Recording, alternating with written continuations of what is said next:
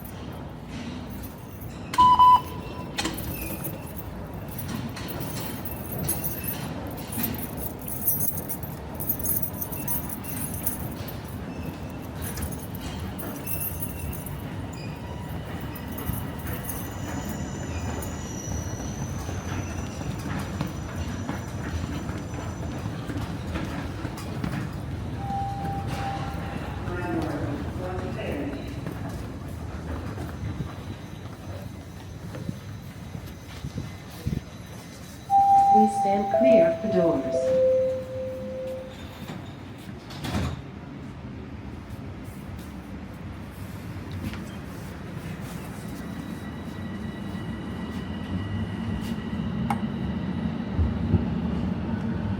Next station is Osgood Station.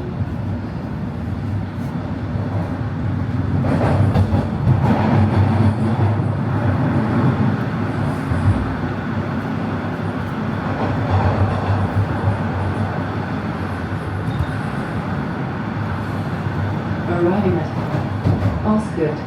Osgood Station. Doors will open on the left.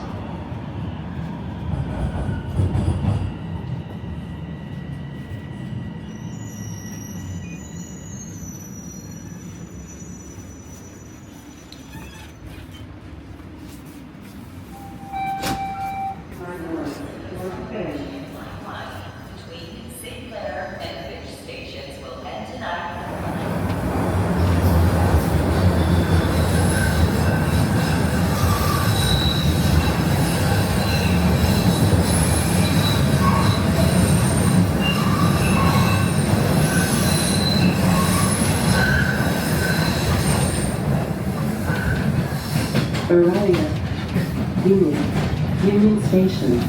Doors will open on the right.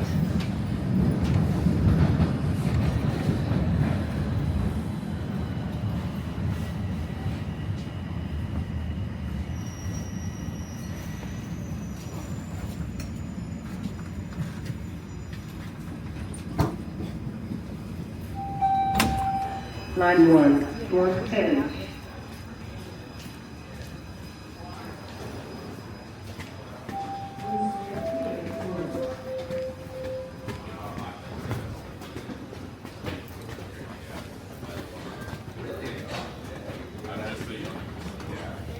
Oh, yeah, the youngest of your family.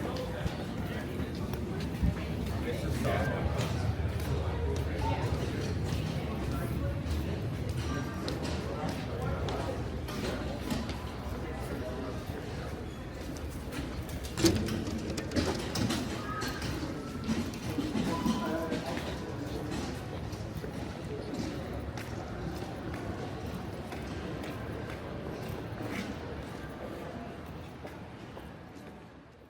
Upon exiting the subway station, you'll find yourself at the Toronto Union Railway Station, serving GO Transit, Via Rail, and Union Pearson Express. I was located in the Bay Concourse, which is situated on the left side of the station from my perspective. This area offers access to various shops, including a Shake Shack on the lower level and a Tim Hortons on the upper level. For additional dining options, I would need to head to the right side of the station to the York Concourse, where the food court is located.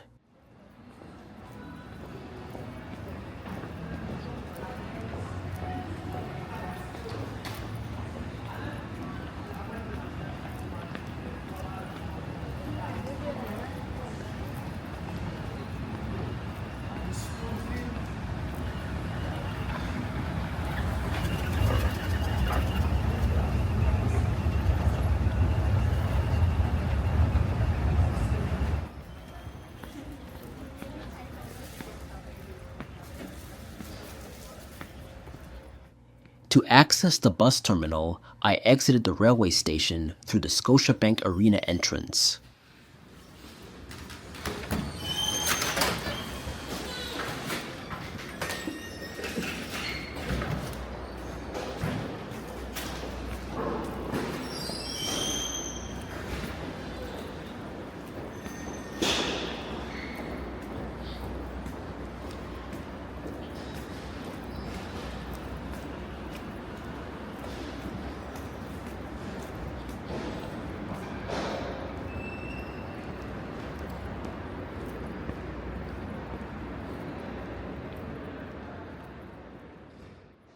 From there, turning left, I found escalators leading to the bus terminal.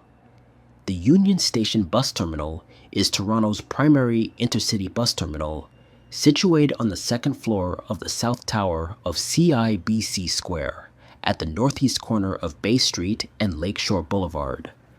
The terminal serves a variety of bus services, including GO Transit Regional buses, Coach Canada, Flixbus, Ontario Northland, and Trailways, among others.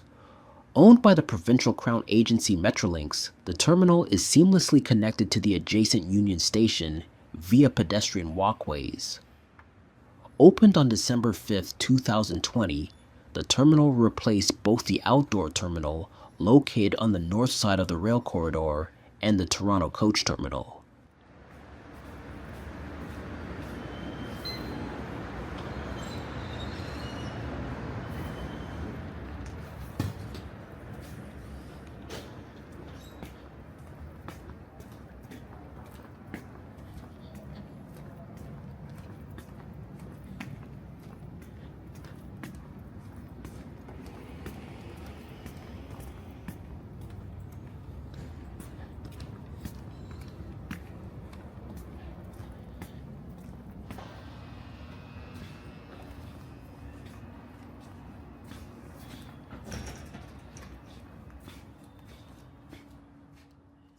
The Trailways bus to Detroit was scheduled to depart the terminal at 8:30 a.m., with an expected arrival time in the city at 1:45 p.m.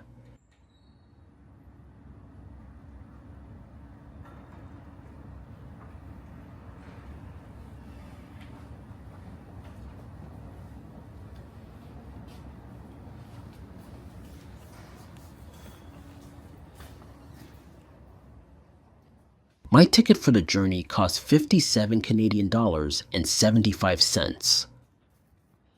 Trailways did not offer seat selection, allowing passengers the freedom to choose their seats upon boarding.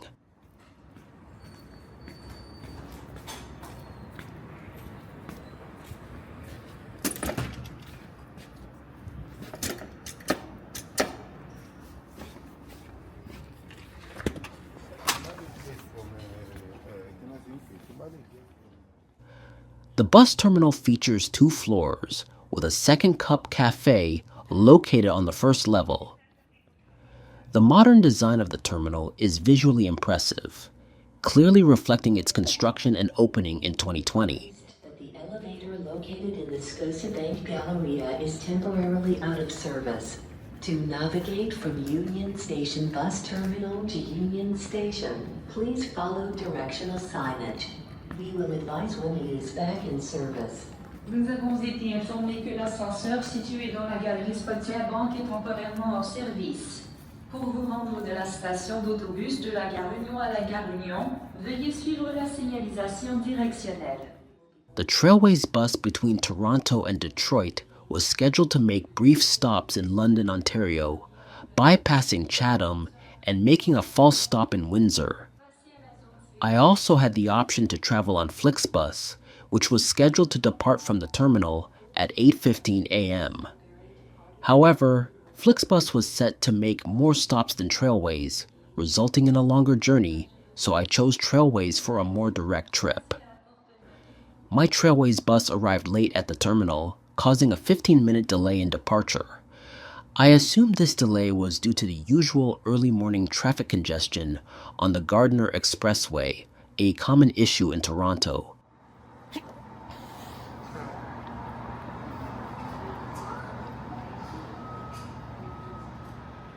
After presenting my ticket, I boarded the bus, which was a Prevost coach with 56 seats.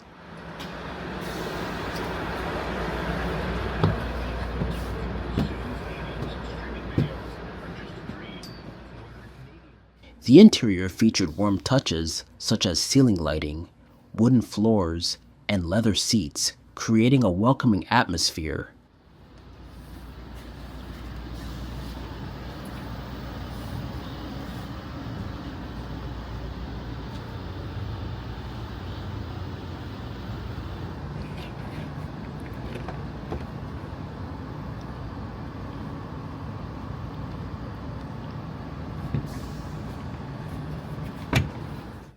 The seat I chose offered decent legroom, likely better than most of my previous bus rides.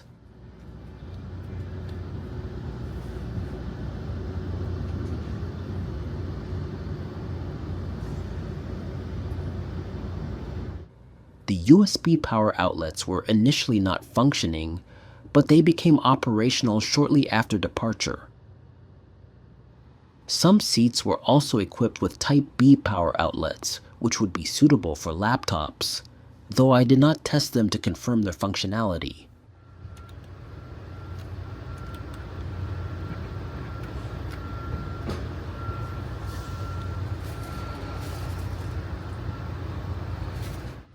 The seat recliner was great.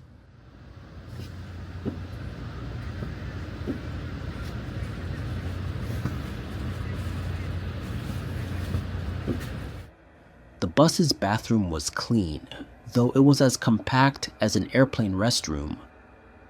One standout feature was the bathroom door's lock, a welcoming change compared to my previous bus experiences, where there were no locks.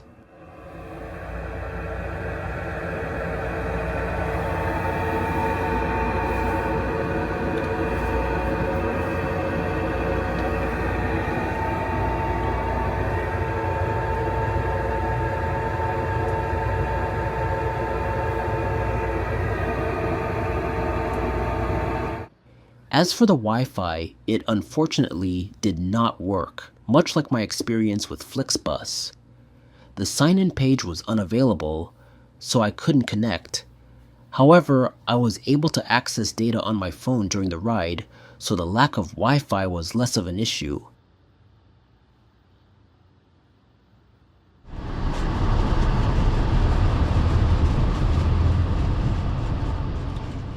The bus departed from Toronto's Union Station approximately 15 minutes late.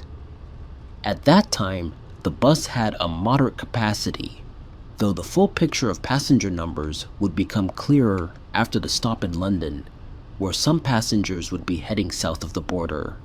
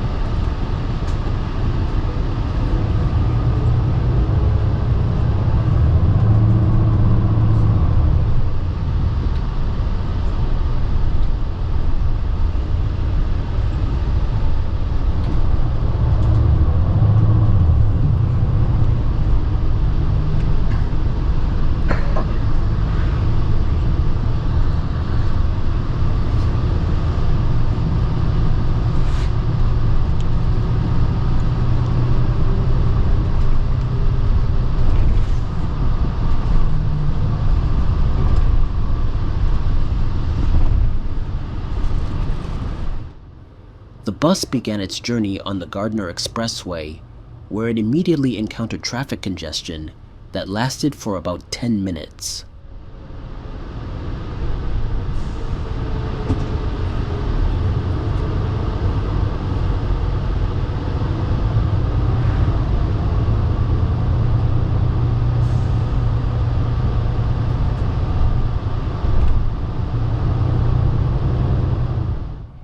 Afterward, the bus picked up speed, but traffic slowed again in certain sections of both the Gardiner Expressway and Highway 427.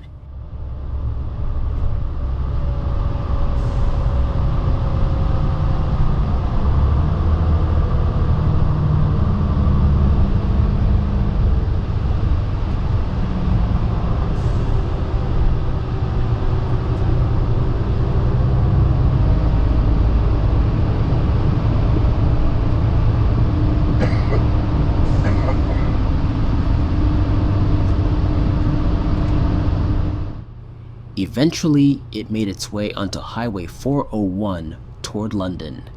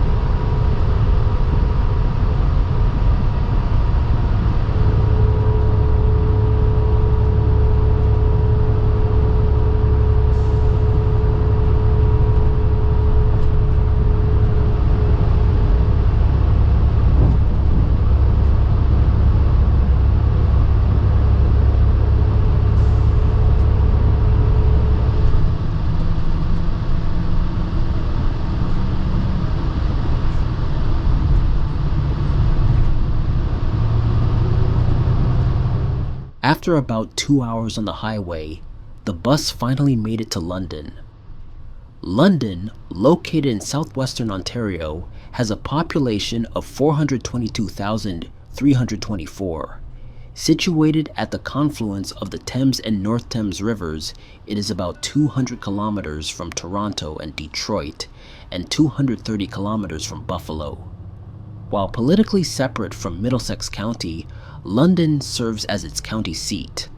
Founded in 1826 and becoming a city in 1855, London was named after its English counterparts by John Graves Simcoe in 1793.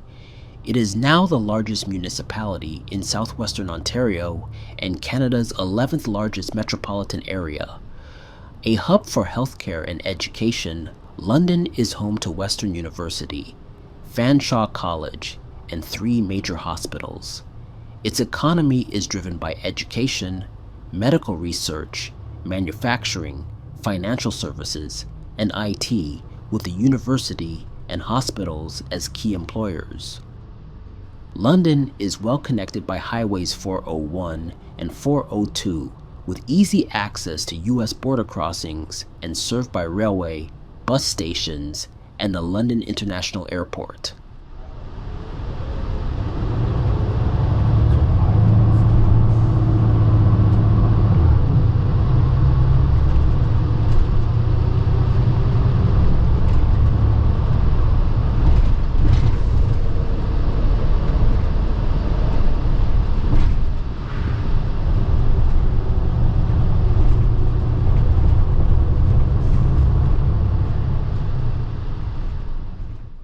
The bus made its stop in downtown London City Plaza at 352 Waterloo Street, just walking distance from the London Via Rail station.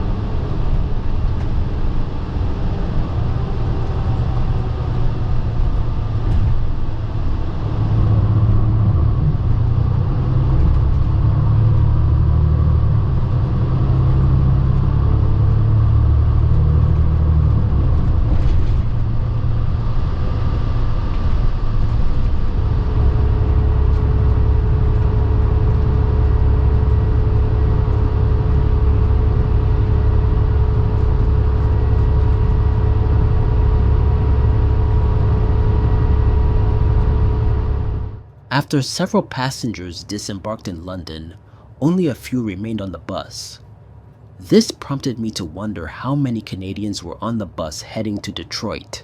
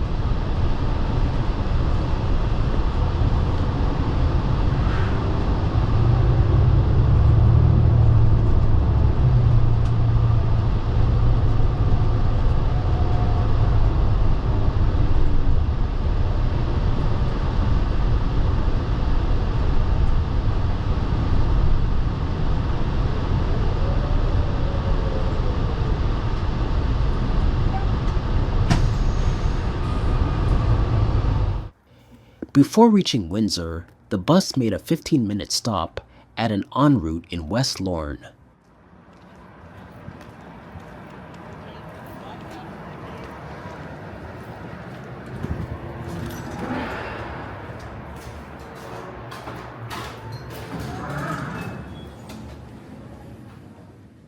At the time of recording, this particular OnRoute featured a Popeyes, Tim Hortons, A&W, a convenience store offering snacks and drinks, a CIBC ATM, and of course, restrooms.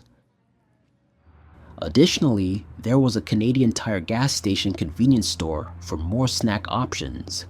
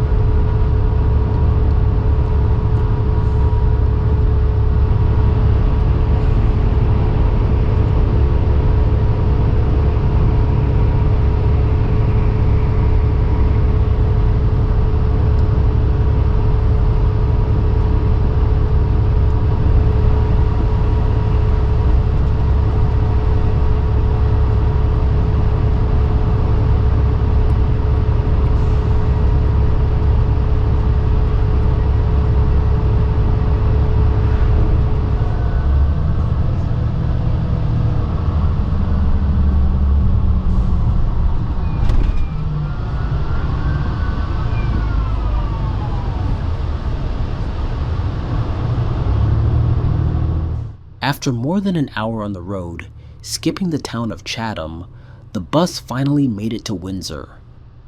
Windsor is located on the south bank of the Detroit River, across from Detroit, Michigan. Administratively independent, but geographically part of Essex County, it is the southernmost city in Canada and marks the southwestern end of the Quebec City-Windsor corridor.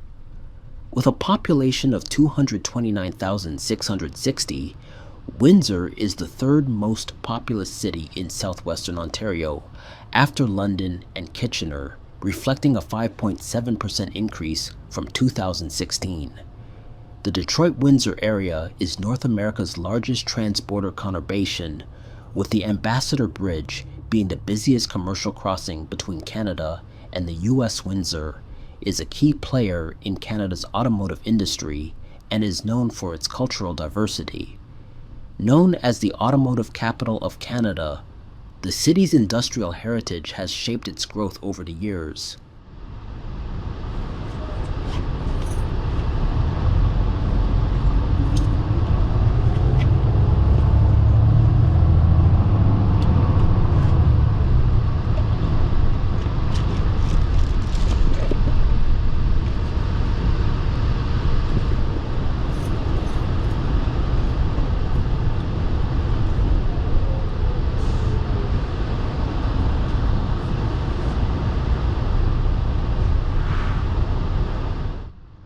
bus made its way to the Windsor International Transit Terminal, where you could transfer to local transit bus service, Transit Windsor.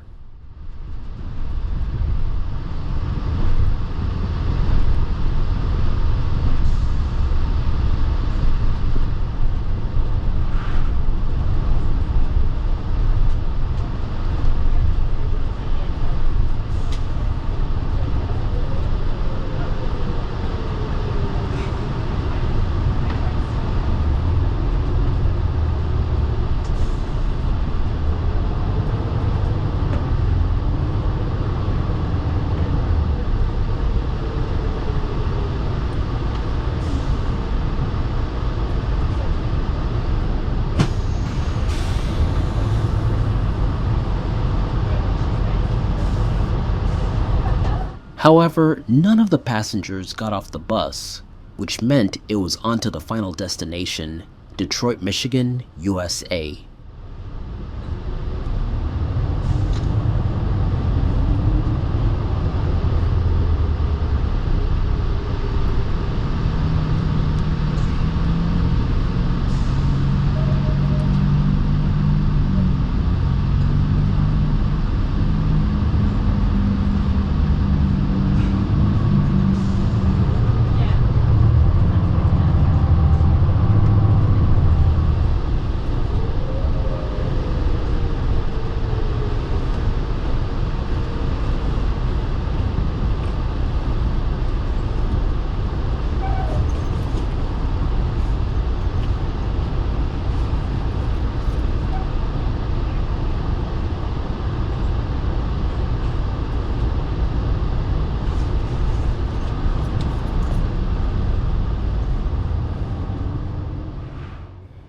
The bus made it through the gate and entrance of the Detroit-Windsor Tunnel.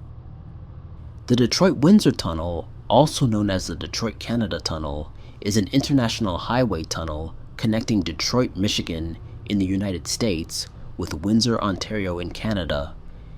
It is the second busiest crossing between the United States and Canada after the Ambassador Bridge. The Detroit-Windsor Tunnel is 5,160 feet long, with a 2-lane roadway 75 feet below the river's surface.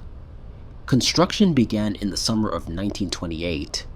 Built by Parsons, Clapp, Brinkerhoff, and Douglas, the project was led by executive engineer Burnside A. Value, with design by Søren Anton Thoresen and ventilation by Ola Singstad.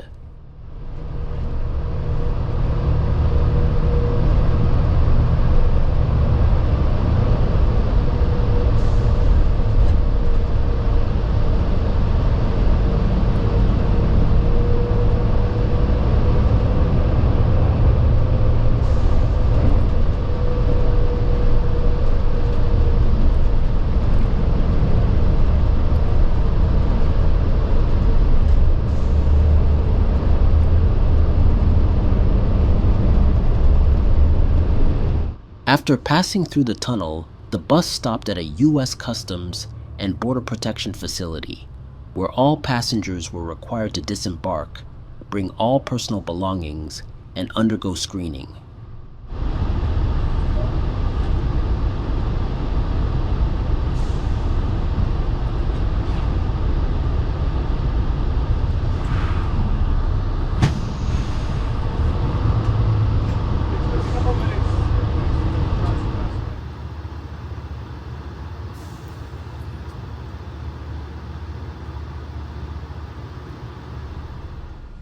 The customs process took approximately 20 minutes. There were 3 main steps involved. First, everyone passed through a body metal detector. Then we met with a Border Patrol officer, where we presented our passports and discussed the purpose of crossing the border, the duration of our stay, and other standard questions. Finally, our bags were searched. Overall, the process was efficient, although it seemed a bit slower due to only one Border Patrol officer being available for questioning. Nonetheless, the experience was generally smooth. During customs, I observed the remaining passengers on the bus. From my observations, it seemed that only a few were Canadians, while the majority were either US citizens returning home or individuals holding passports from countries such as China and Ukraine. Reflecting on this trip, I have mixed feelings. I'm unsure whether the number of passengers heading to Detroit is typical or if it was influenced by the tariffs. It's difficult to gauge. When it comes to Canadians crossing the border, Detroit doesn't seem to attract the same volume of visitors as cities like New York, Los Angeles, or even Hawaii. It's a complicated situation to assess. What are your thoughts on this? Since the implementation of the tariffs, have you or do you know somebody who has traveled south of the border? What was it like? Please comment down below.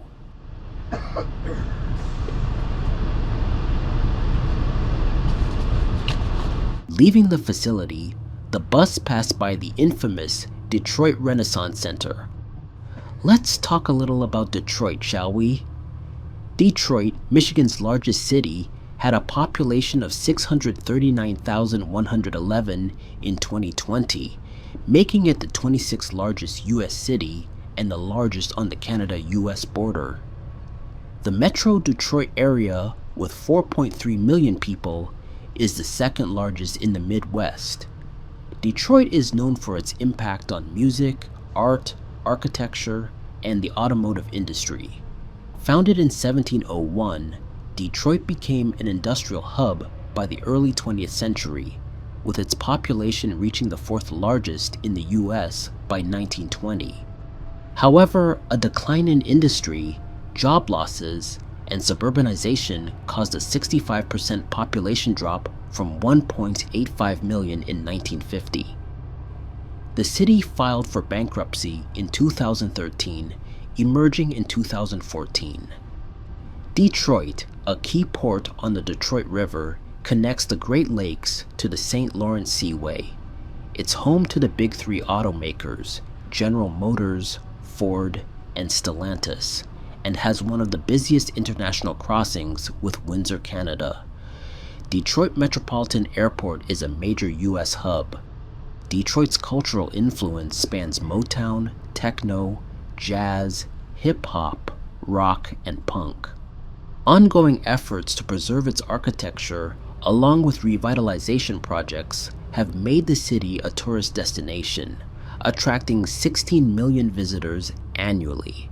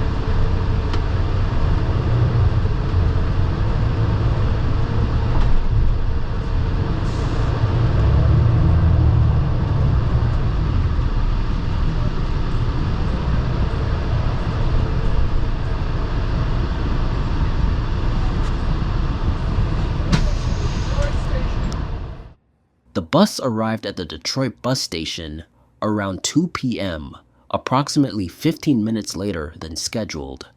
Not too bad. I spent about half an hour at the terminal composing a lengthy personal email.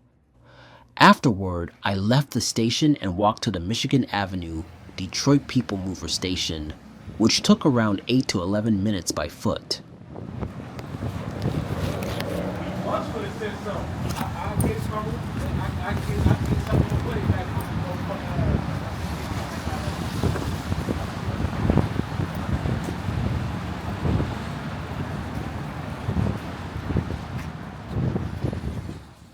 Upon arrival, I noticed a Flixbus had just arrived, over 30 minutes after my Trailways bus. I was unsure if this was the same 8:15 a.m. bus that had departed from Toronto Union Station.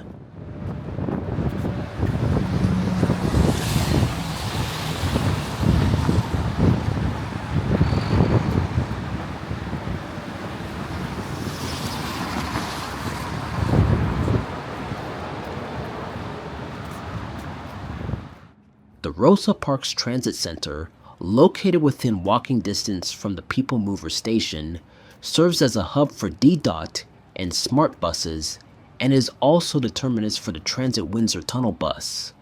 However, after nearly 100 years of operation, the tunnel bus service is expected to end by mid-2025. Initially, I had assumed this was the terminal for intercity coach buses, but I later discovered that the actual bus station is located west of downtown.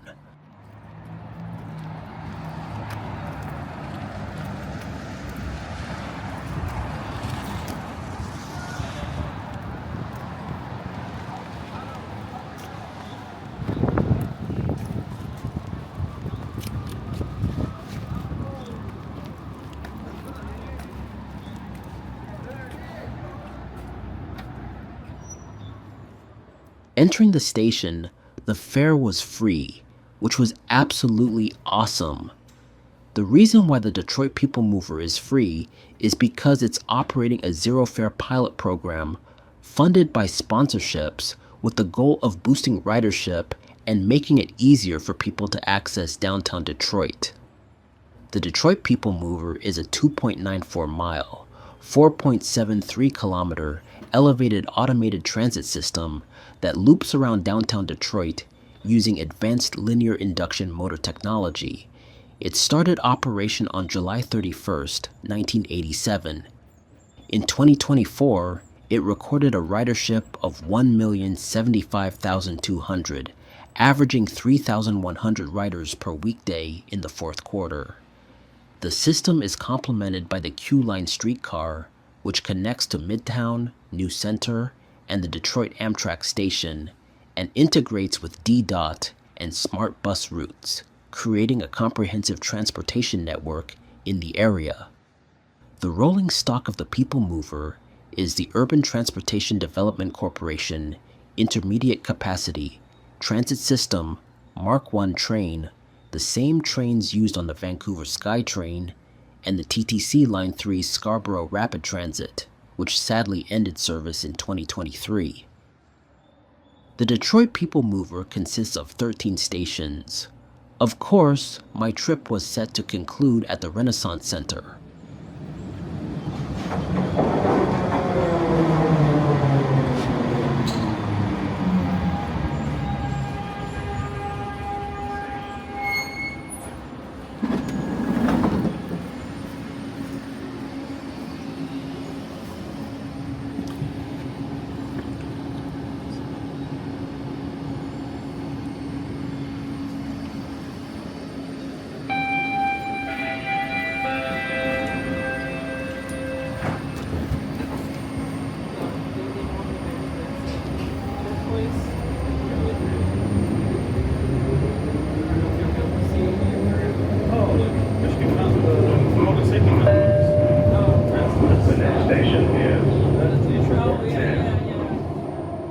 After 2 years since the closure of Line 3 Scarborough RT, I found myself once again riding a Mark I train, which brought back memories of its operation.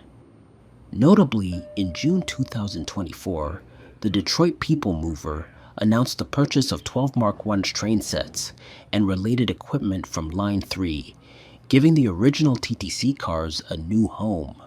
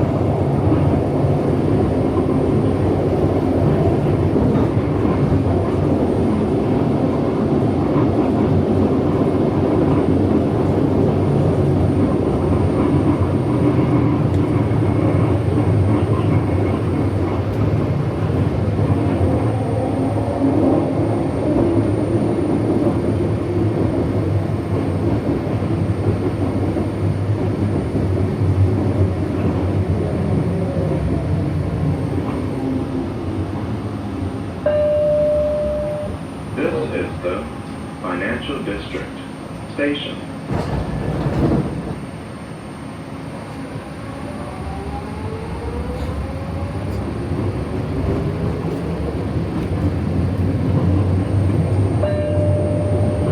The next station is Renaissance Center.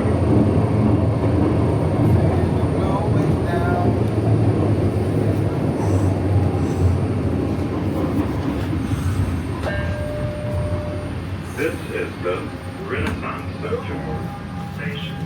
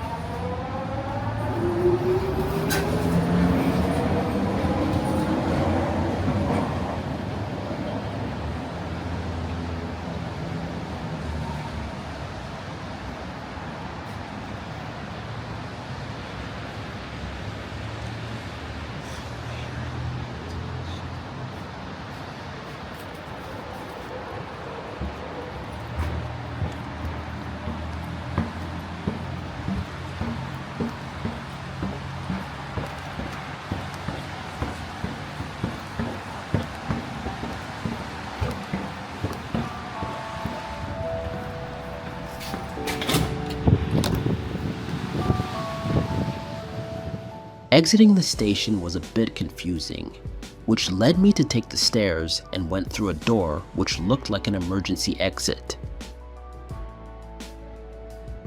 And this is where the trip ends, at the Renaissance Center. The Renaissance Center is a 7-skyscraper complex in downtown Detroit, housing General Motors headquarters. Completed in 1977, it includes a 73-story Marriott hotel and 4 39-story office towers. GM acquired it in 1996 and renovated it in 2004. Once the largest private US development and the tallest hotel globally, it now faces declining occupancy due to remote work trends. With GM planning to relocate its headquarters this year, the RenCen's future is uncertain, including potential demolition of 2 towers to enhance riverfront access. Personally, I think it would make the Detroit skylines an awful eyesore. Overall, this was a good trip. The journey from downtown Toronto to downtown Detroit took about 7.5 hours. However, factoring in the 30 minutes I spent writing an email at the Detroit bus station, the trip was actually closer to 7 hours. Arriving in the United States felt quite different compared to my trip to Washington, D.C. in September 2024. When I initially planned this trip, I underestimated the impact of the Donald Trump-era tariffs on Canadians, which led many to cancel their trips and avoid crossing the border. I have no idea how long these tensions are going to last. But how about you? Despite the current situation, do you plan to visit the United States as a Canadian or not? And to all the Americans watching, what do you think of all of this? I'd love to hear your thoughts. Please feel free to share in the comments below.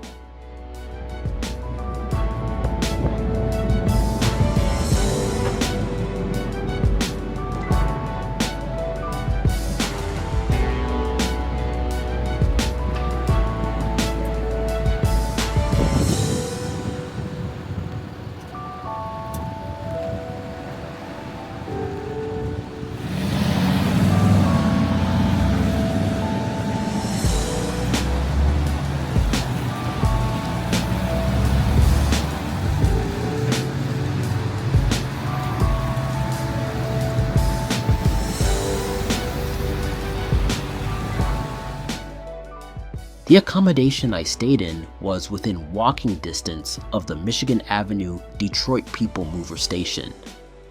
Coincidentally, my room offered a view of the train departing the station, which I found quite pleasant.